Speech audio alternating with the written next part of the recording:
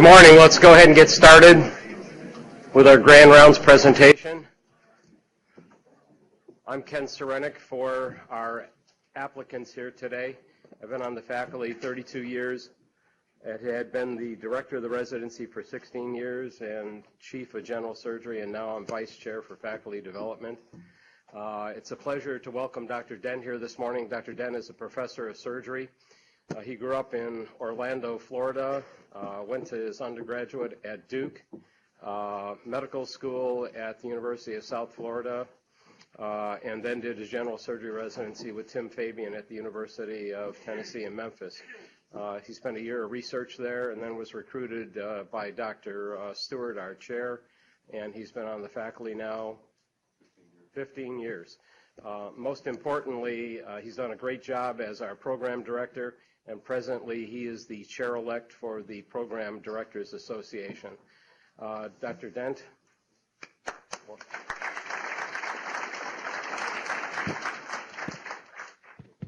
Thank you very much. So I'm going to talk today on autotransfusion, which is this mic positioned okay? You guys hear me all right? Okay. Can you hear me in Harlingen? Give me a wave down there. Okay, thank you.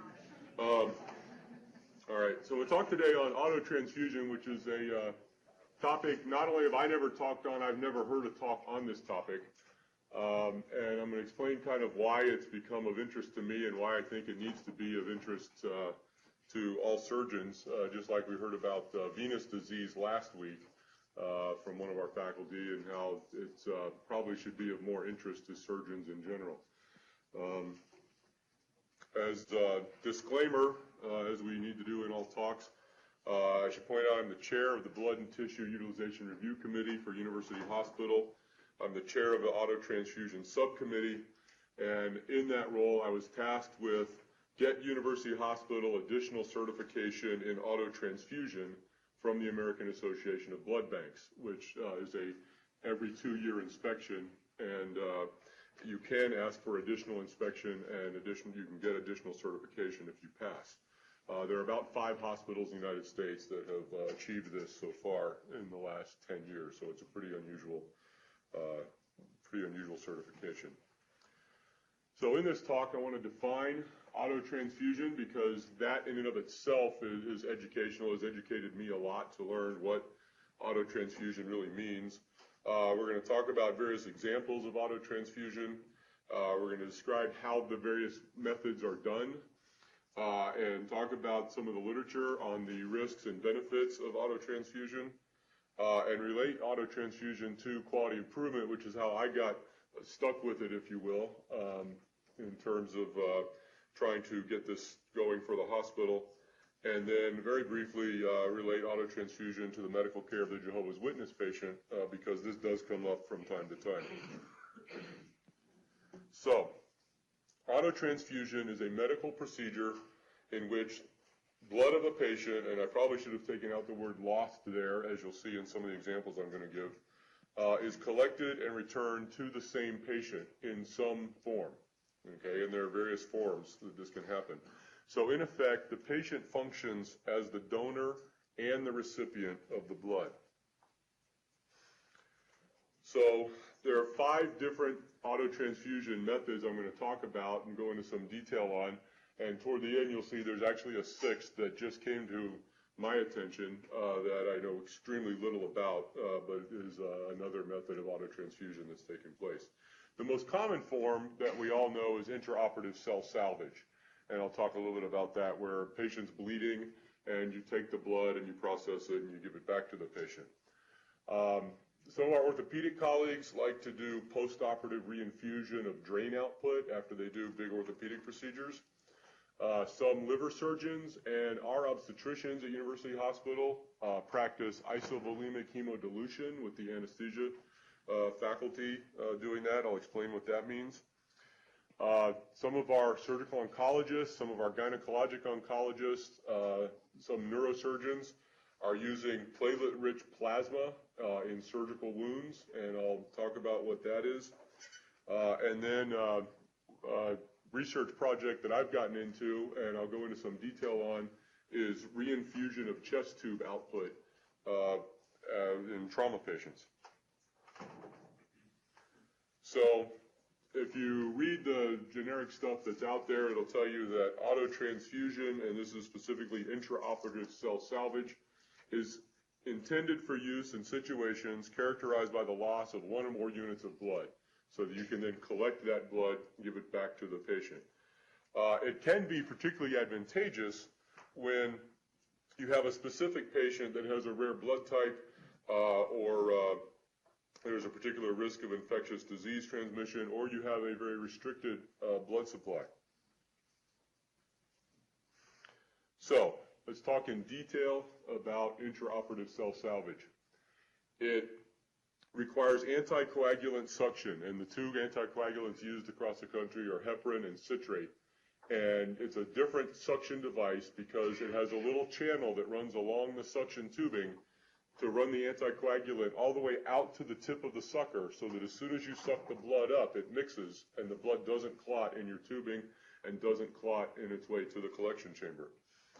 You have to set up a cell salvage machine. And at University Hospital, we keep people in-house that know how to set up these machines. So they're there 24 hours. But what we don't keep in-house all the time is someone who knows how to process the blood once it's collected. So we have people who can set it up and collect it, but the processors are on call from home and need to be called in from home on some nights. Some nights we have someone in-house. But we do have a cell salvage person and a processor at all times. It's important that you only collect blood. If you collect irrigation fluid, it dilutes out the specimen, can lead to lysis. And if you have used any spray thrombin or any other procoagulants in your wound, you need to cease the use of the cell salvage machine, because it'll clog the whole cell salvage machine when you put the thrombin into the machine. So you then take this blood that you have suctioned, and for the purpose of this talk, I'm putting the word blood here in quotes.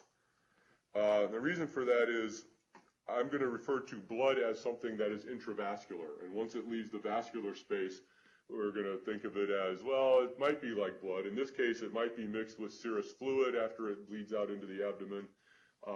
In other cases, it's like a chest tube that's been sitting in the pleural space, may have lysed some. So it's different from what's in your vascular space. And so blood here is in quotes because it's not exactly what just came straight from your vascular space to this suction chamber. The blood is washed, and the red cells are then concentrated by centrifugation, just like they do in the blood bank, and then the concentrated red blood cells can be handed from the cell salvage machine processing person to anesthesia, and anesthesia can give these concentrated red cells to the patient. Okay? So when I first got involved in this process, this was the process we thought of as autotransfusion, and this is where we said, okay, we're doing a good job. We're monitoring our autotransfusion process. Should be easy. You fill out some paperwork, and the next time the AABB comes to town, we get investigated and certified. And all they say, they have no direct guidance on how to monitor this. It says you have to monitor the quality of your process and product. They don't tell you what to monitor. So we don't know if this stuff is really good stuff. And the real question is, how does it compare to blood from the blood bank? And nobody knows the answer to that. That was one of the amazing things I found out as I got into this, is nobody knows. People are doing it all over the city. People are doing it all over the United States. People are doing it all over the world. Nobody knows if this stuff's better than what's coming out of your blood bank, and if you should, in fact, use it. One case, we had a patient get diffusely coagulopathic, and the anesthesiologist involved raised the question of citrate toxicity based on the cell salvage, because the patient had gotten 6 or 8 units of salvaged blood. And so the question was, is the citrate washed out? So we looked up in the literature, do these machines wash citrate?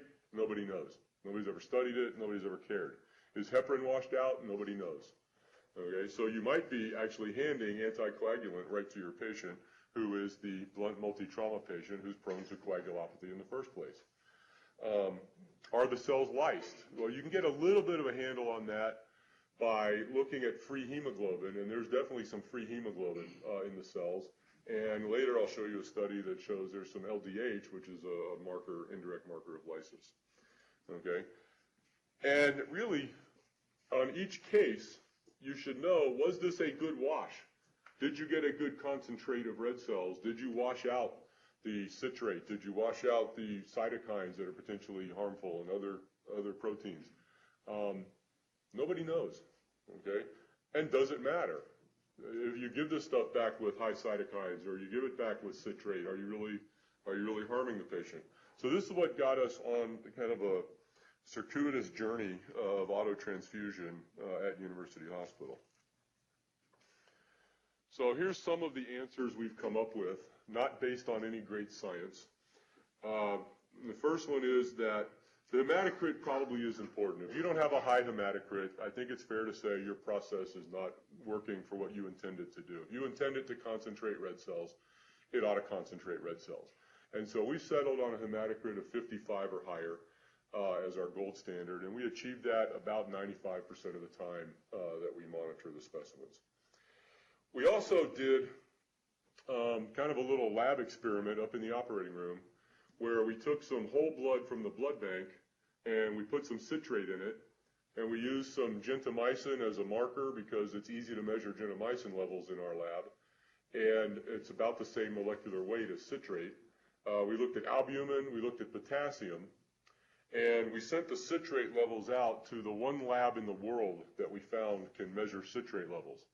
And so we found one PhD that knows how to measure citrate levels on the planet. And a mere 18 months after we sent him the specimens, he sent us back our results.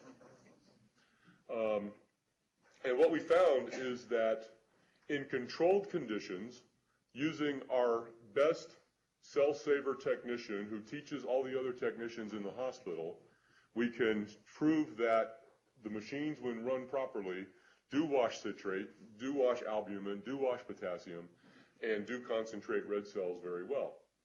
And so the citrate levels actually in the product were lower than the citrate levels in blood bank blood. Citrate is the storage molecule used by most blood banks to store their red cells. So we found that a unit of our cell saver blood has less citrate than a unit of our blood bank blood, but there's not a whole lot of difference. They're on the same order of magnitude. It had about 2/3 as much citrate on average. And the machines that do this have different speeds. And the slower you wash, the more you wash the citrate. It has an emergency wash that, based on that, the citrate levels are about 50% higher than our blood bank blood. And so we have effectively banned the use of emergency wash at University Hospital because it really doesn't save you that much time, and we have a very good blood bank. If you can't get the blood washed fast enough, the blood bank will provide you adequate blood. The other thing to know is the bacteria are filtered out, and there's several studies now that show that the filters that are used are big enough for red cells to get through, but not bacteria, and you can actually use cell saver techniques in contaminated fields, although I haven't had the courage to do that yet. Some of my colleagues I learned last week have. Okay. So does this work? What's the literature out there? Julie Freischlag reviewed this for a supplement to Critical Care a few years ago, and her conclusion, based on reviewing all the literature, is that cell saver techniques often do not prevent the need for transfusions, nor are they very cost effective. Therefore, their use should be considered on a case-by-case basis. This was for vascular surgery. Okay. In trauma surgery, there was one good prospective randomized trial out of Johannesburg, South Africa, where in their severely injured penetrating abdominal trauma patients, they found significant reduction in red cell transfusions necessary in those who got the cell salvage autotransfusion. 75% in each group had bowel injuries. They autotransfused the patients with the bowel injuries.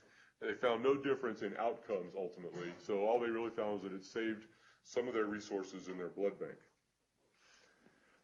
Another study with case match controls, not quite as good a quality study, showed that, again, a significant reduction in red cell transfusions in abdominal trauma. They did show a cost savings, and they also found no difference in mortality. So what I've concluded from this is cell salvage does not save lives, okay? So when you do it, don't think you're saving a life. If you want to do it to preserve blood bank resources, it's worth doing. If you want to do it to reduce donor exposures, okay, because we don't know in these patients that got 11 units of red cells, they got exposure to 11 different donors. The viral risk starts going up a little bit when you start looking at lots of donor exposures. And so there are potentially some reasons to do it, and we just don't know the answer yet. But I think so far it's pretty clear that it does not save lives. It's used in cardiac surgery pretty much routinely now as part of setting up a cardiac bypass pump. They also set up a cell salvage machine. It has been shown to reduce transfusion requirements. It is used in some places in conjunction with isovolemic hemodilution, which I'll talk about. And the effect seems to be greatest in on-pump cases, but some studies have suggested it works in off-pump cases as well. And that goes along with some of the other studies, which is all this stuff works best and seems to have most potential benefit in the patients that bleed the most. And the patients that go on pump tend to have more blood loss than the patients that don't. They have bigger operations and they get heparinized, and so they tend to have more blood loss than the non-pump cases. So it seems to work best in the patients that bleed the most, which makes sense. You're going to salvage cells. The more cells you have to salvage, the more benefit you may see. So we'll shift gears a little bit and talk about surgical drain output in orthopedics typically. I can tell you that this is being driven in part by patients.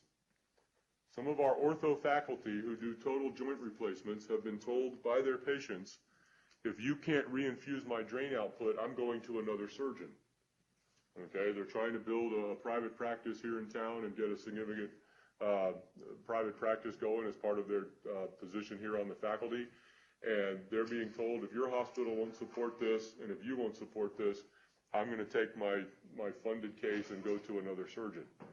Okay, well, it's kind of a ridiculous concept as we'll get into it, but it is being driven by that.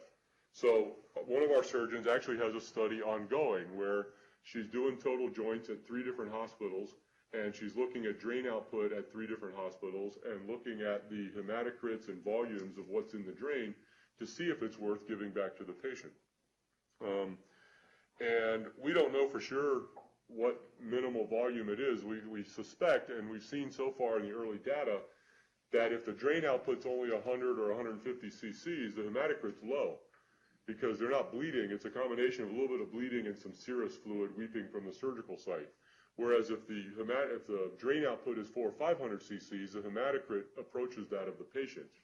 And so what may come out of this project is that there's a minimum cutoff volume of, say, 500 cc's. Under that, you don't bother giving it back because there are not enough red cells to make it worth doing. And there's time limitations on any of this stuff. When the blood comes out and the cells sit in a drain or a pleurovac or whatever, different studies and different guidelines suggest either 4 or 6 hours is the maximum amount of time you can let it sit before you give it back to the patient, based on no data whatsoever, okay? But it's just a guideline. So does it work? One study says no, it doesn't. There's not enough red cells to give back. One study that I found out of England suggested that it does. And interestingly, their mean reinfusion volume on all their patients was 441 mLs. And so this kind of goes along with what I said earlier. If you don't get good hemostasis, then this might be worth doing. Okay. If on the other hand, if our drain outputs by our orthopods here on their total joints rarely exceed 300, they do occasionally, and so it probably is related to how good your hemostasis is. If they're going to bleed a lot, then yeah, give it back. But the first group, first paper here, had a significantly lower drain output, and that's probably why it wasn't worth doing in their patients.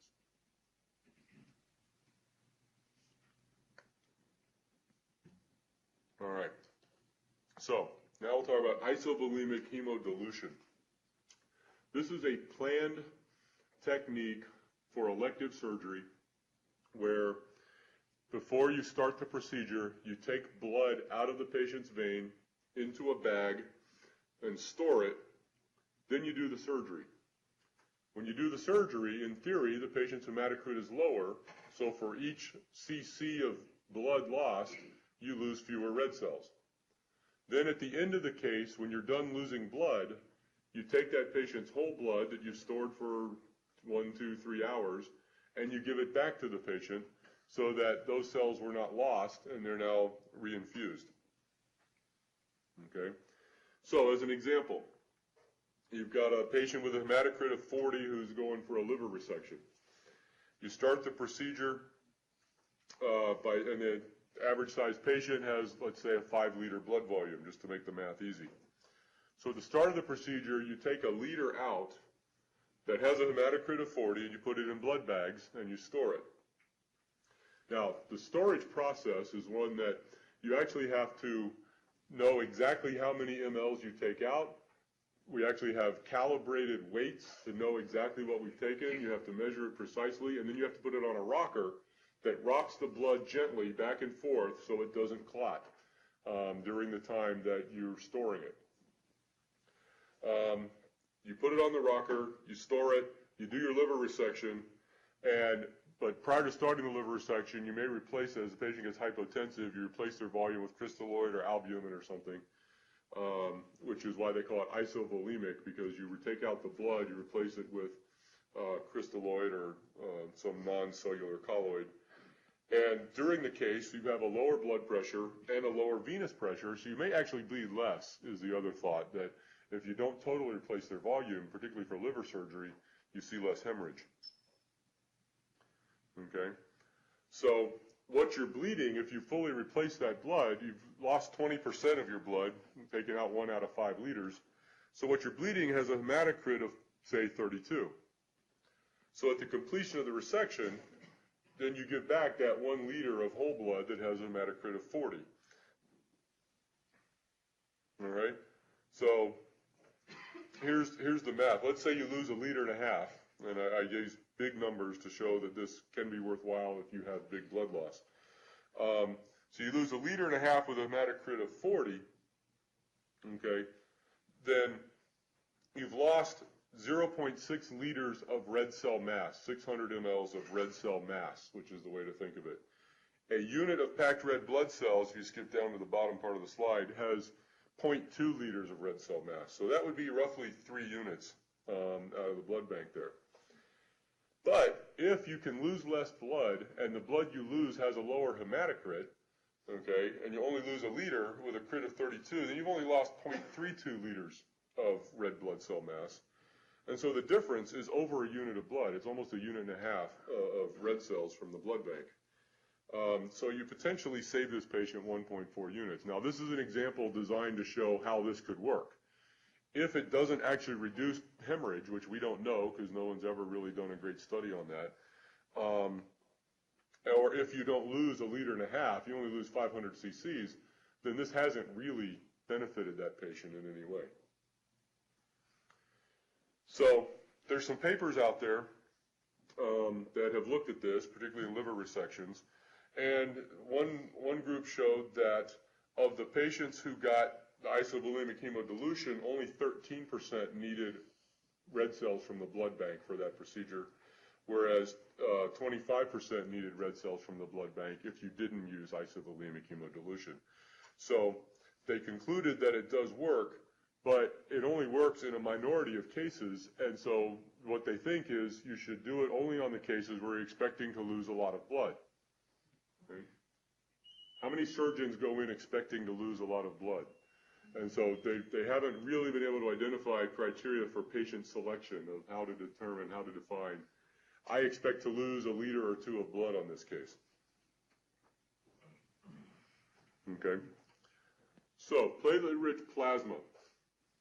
This is a process we discovered as we were starting to try to get our paperwork together for the AABB certification, and somebody pointed out to us, hey, you know, the gynecologists are using this platelet-rich plasma stuff. I think that qualifies as autotransfusion under the definition. And I scratched my head, and I didn't want to believe it, but it actually does. So what you do is you take blood out of the patient's vein, You centrifuge it, get the red cells at the bottom, and then you get a platelet layer. And you take the platelets, and you can take 60 cc's of blood and turn it into 12 cc's of platelet-rich plasma. And it's kind of a gel-like, semi-liquid, semi-gelatinous goo that you can place into a lymph node basin you've just dissected that tends to ooze, and there are other potential uses for it. And according to its advocates, I put that in italics here because I want to make it clear this is not my thought. This is the thought of the advocates of platelet gel. This gel-like substance is good for hemostasis. It also has a high concentration of growth factors that promote healing. So some of the orthopedists are putting it into fracture sites that haven't healed, axillary node dissections, retroperitoneal lymph node dissections by gynecology where it gets kind of oozy in the retroperitoneum. Some people put this stuff in there. Okay. Does it work? Well, I couldn't find any evidence that says it really works. There's a little bit of evidence that the companies have done in their studies to get this stuff FDA approved that show that they concentrate the platelet count 5 to 8-fold. So if you've got a patient with a platelet count of 200,000 in this platelet-rich plasma, you ought to have a platelet count of 1 million to, say, 1.6 million. And so it ends up being a multiple of what the patient's baseline platelet count is. Also found some studies that show they're giving it in tennis elbow. We do injections right into the elbow. They're giving it for Achilles tendinopathy. Some of the sports medicine folks are injecting it. However, there's a couple of very good, well done, prospective randomized trials on tennis elbow and Achilles tendinopathy that show no benefit compared to saline placebo. One study, the saline patients were actually better at 1 year. Okay, so sports medicine folks are using this, but they actually have reasonable data to say it doesn't work. It led to a article in the New York Times earlier this year that where they reviewed the literature in the New York Times and found that after they saw Tiger Woods got some in his knee, New York Giants defensive tackle got some in his hamstring, Philadelphia Phillies pitcher got some in his abdominal strain. He keeps pulling a muscle on the right side of his abdomen apparently. So they looked into it to see if it works, and they found, just like I did, it doesn't. But people are doing it in high-profile athletes, and so it's getting into the lay press as well. Okay.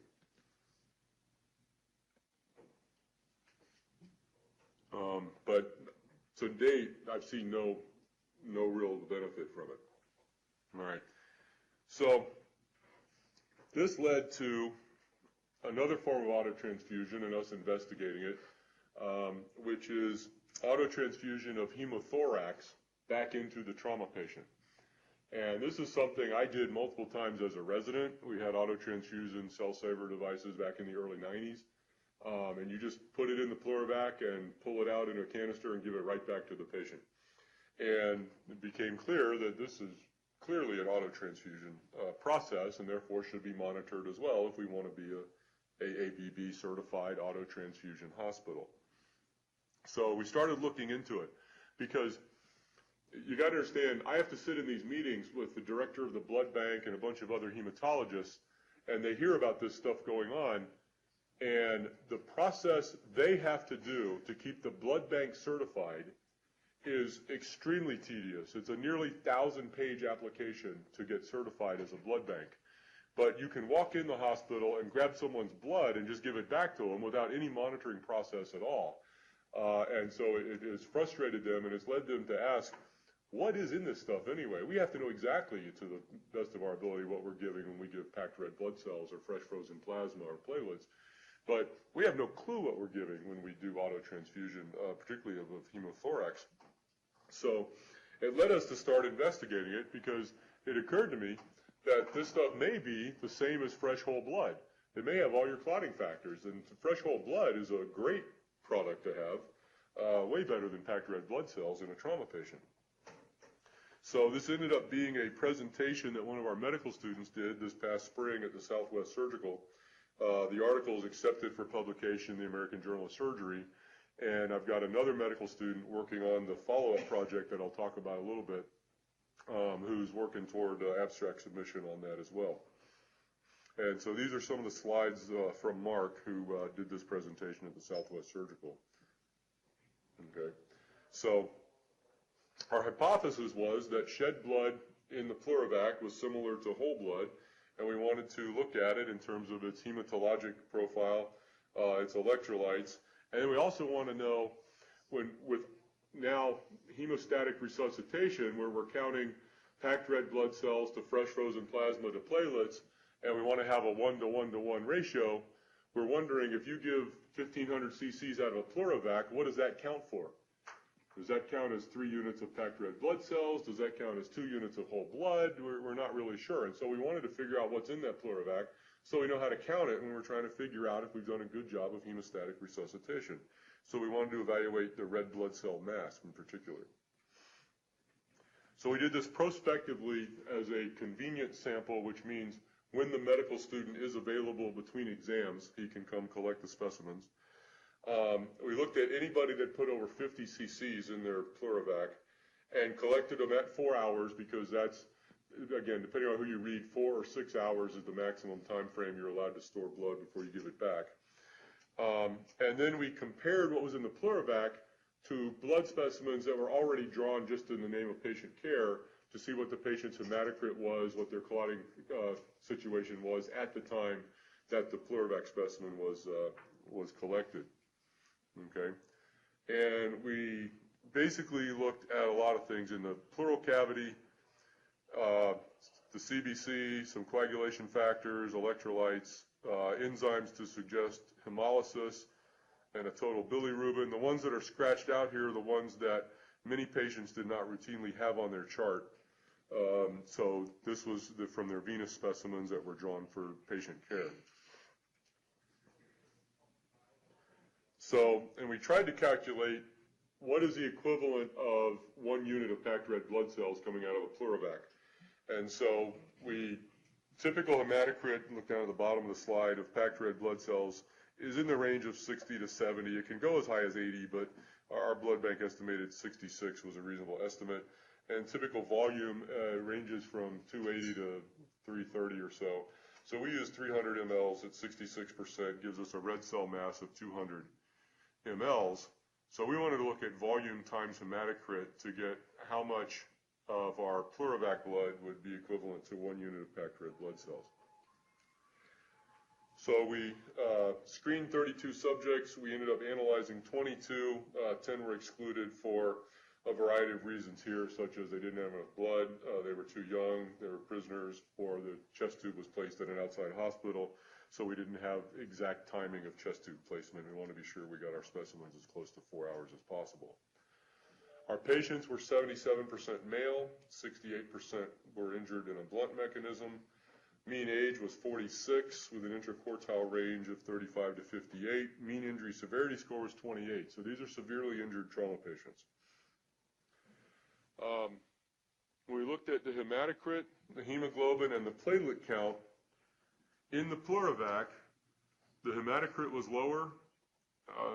Not surprisingly, as well, the hemoglobin was lower, and the platelet count was lower than the patient had in their vascular space at the same time. And all these reached statistical significance. Now, this was the really interesting part, was that the patients had reasonable coagulation status, normal INR, normal APTT, normal fibrinogen level, but not a single patient of the 22 had a measurable INR, a measurable APTT, or a measurable fibrinogen. Okay, so no clot. They couldn't make a clot in this specimen. None out of 22. So the numbers here represent the highest number or the lowest number that our lab measures. So they reported as greater than 9, greater than 180 seconds, or fibrinogen level less than 50 to mean immeasurably low. So we used those numbers for our statistical calculations and got statistical significance.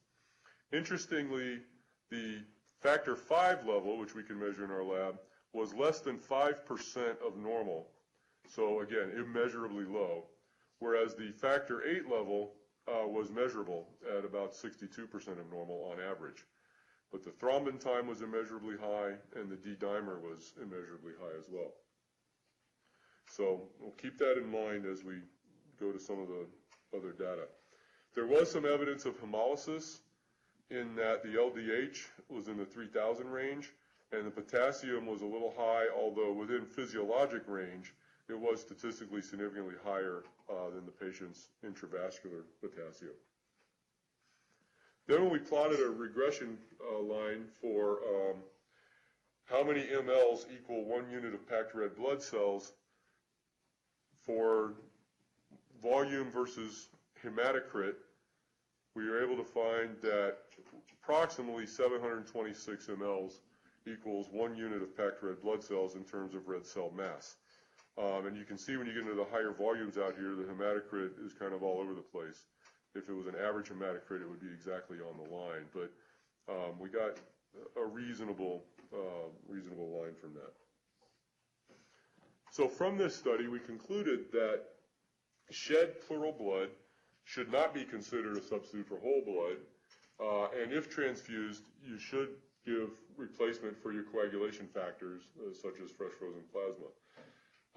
You do require a larger volume to equate to a unit of packed red blood cells, which is approximately 300 mLs. Out of a pleurovac, you need over 700 mLs. And there is likely some hemolysis going on in this process. Okay? But the story continues, because if that's the state of the blood at 4 hours, we wanted to know what is the state of it earlier, because most of the time we're doing autotransfusion in a pleurovac, we're doing it very early. We're doing it in the first 30 minutes to an hour, because the patient dumps out 800 cc's and we give it back fairly quickly. So the ongoing research now is we're looking at earlier time points. And so we're looking at 1, 2, 3, and 4 hours. And so far to date, we've got 11 patients enrolled in this study, and only one has a measurable INR or PTT at 1 hour. None of them have anything measurable at 2 or more hours. And so early on, there may be some clotting factors. Now, I'm saying that early on there may be some clotting factors, but there's a total twist on this. Okay? Our hematologists were interested in looking at maybe what clotting factors are there or not there. So they suggested some mixing studies. And the way that works is you take the pleurovac blood and you mix it with normal plasma. And if you take a normal person's blood or a normal person's plasma, you mix it with normal plasma, you get normal clotting, because normal plus normal equals normal. Okay? Mix normal plasma with, say, water, it dilutes the clotting factors, and so your clotting gets prolonged. You get worse clotting. Well, when we take the pleurovac blood and mix it with normal plasma, it clots much faster than if it's mixed with normal blood with normal clotting factor levels. So the pleurovac blood is actually hypercoagulable, even though it won't clot in and of itself.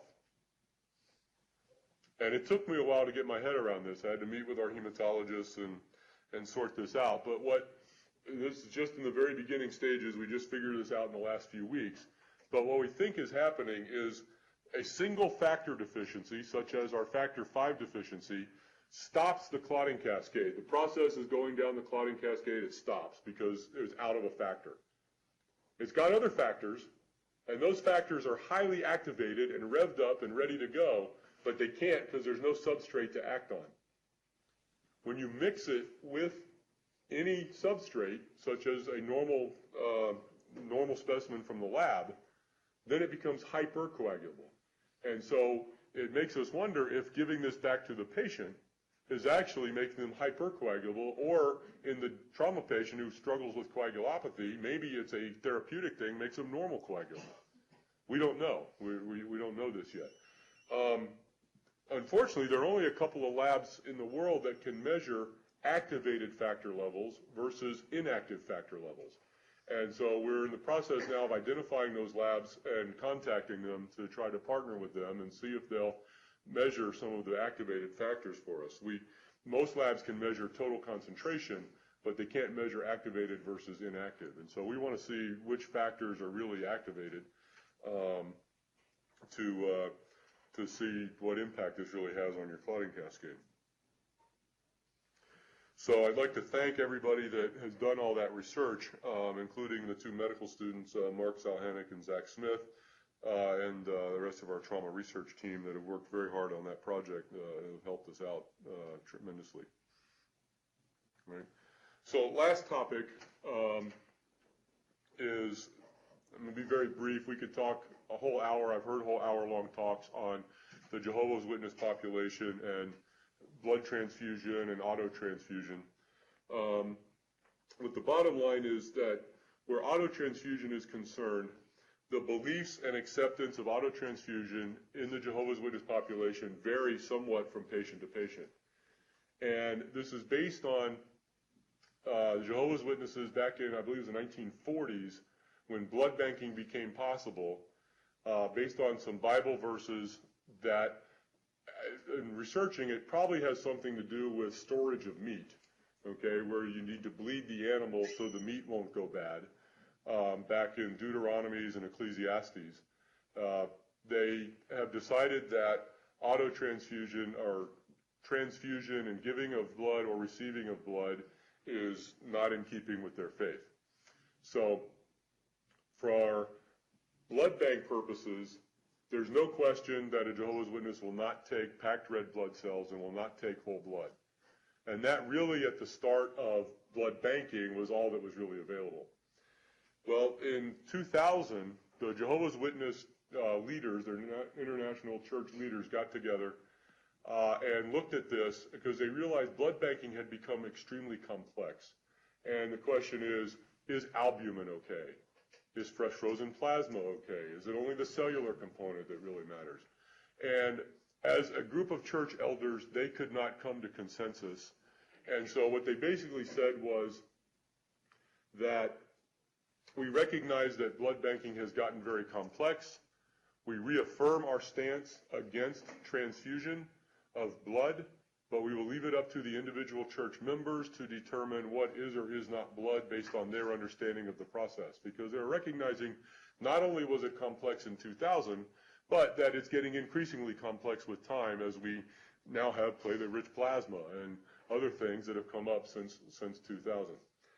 So in terms of autotransfusion, in talking to Jehovah's Witnesses about autotransfusion, the most common stance is that they will accept blood as long as it remains in their circuit, okay? So as long as they're connected to a tube that's connected to them, it's their blood still in their circuit, and most of them will accept that. And there are ways to do that. For example, the Isavolemic hemodilution. You have one IV that's purely for taking the blood out. It sticks with the bag gets on the rocker, you leave that IV connected to them, and when it's time to give them the blood back, you unclamp the IV, you raise the bag, and it goes right back in. And so most of them will accept isovolemic hemodilution. In cardiac surgery, the autotransfusion machine, the cell salvage machine, is effectively part of the bypass pump. You got a suction in the patient that comes to the autotransfusion machine that spins the blood to a bag. The bag is spiked and goes right to the bypass pump, and they can deliver blood in as they're coming off pump straight into the bypass pump, which is part of their circuit. And so they'll do that. Our usual cell salvage, intraoperative cell salvage, is not done as a continuous circuit. It's usually a machine at the foot of the bed that you suck the blood into. It's in a big canister, you spin it down, you process it into a bag, and then they clamp it, disconnect the bag, and walk it over to the anesthesiologist and hand them the bag. But it doesn't have to be that way. You can leave it right on the cell salvage machine connected, spike it right there, and run it back into the patient. And so you can do regular cell salvage autotransfusion as a continuous circuit and work with your Jehovah's Witness patients to make this work. So because this has come up on numerous occasions in the hospital, I thought it was worth discussing. All right, so in summary, and I'm going to take a few slides here to summarize, autotransfusion is a very broad term that describes multiple processes, many of which I've gone over. the intraoperative red blood cell salvage, postoperative reinfusion of surgical drain output, isovolemic hemodilution, platelet-rich plasma, reinfusion of chest tube output, and the one I didn't go into that we've recently discovered is being done at University Hospital is isolation of stem cells, where they take blood out of your vein and spin it to try to get the macrophage layer, because in that layer there will be a few stem cells. Okay, it's remarkable to me how few there actually are and how someone thinks this is actually worth doing, because they make up less than 1% of the cells in the specimen after you spin it down, and then you can implant that into bone and it becomes more bone, supposedly. But the company that's pushing it, I'm far from convinced, I'll put it that way. Some of our orthopedic colleagues are, but I didn't want to go into too much detail on that. But that's another process that is also technically autotransfusion that has come up on our radar in the past few months. Okay. The main message I want to impart here today is that this is going on with your patient.